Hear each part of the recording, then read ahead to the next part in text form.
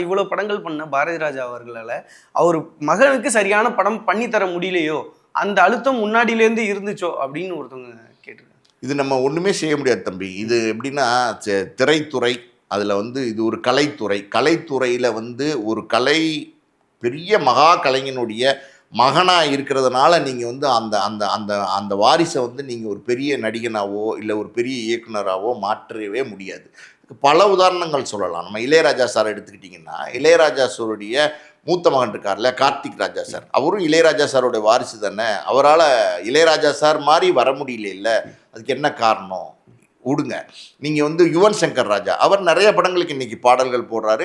நிறைய அதாவது யங்ஸ்டர்ஸ்க்கு நிறைய நல்ல பாடல்கள்லாம் போடுறாரு. ஒரு வெற்றி இசையமைப்பாளர், அதாவது வந்து ஒரு சக்ஸஸ்ஃபுல் இசையமைப்பாளர் நம்ம சொல்லலாம். இருந்தால் கூட அவரால் இந்த இளையராஜாவுடைய உச்சத்தை தொட முடிஞ்சிச்சா? தொட முடியுமா? முடியாது. அதே மாதிரி பார்த்தீங்கன்னா பிரபுவால் சிவாஜி உயரத்தை தொட முடியுமா?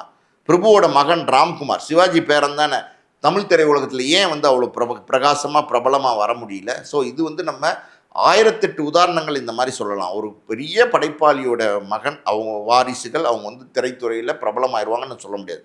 கலைத்துறையை பொறுத்த வரைக்கும் எப்படின்னா, இந்த கலை உங்களுக்குள்ளே இருக்கணும், ஊத்து மாதிரி உங்ககிட்டருந்து வெளியில் வரணும். அது வந்து மக்களுக்கு பிடிக்கணும், மக்களோட கனெக்ட் ஆகணும் தம்பி. எதுவுமே வந்து மக்களோட கனெக்ட் ஆகணும். மக்களோட கனெக்ட் ஆனால் தான் ஒரு பெரிய உச்சத்தையும் உயரத்தையும் அடைய முடியும்.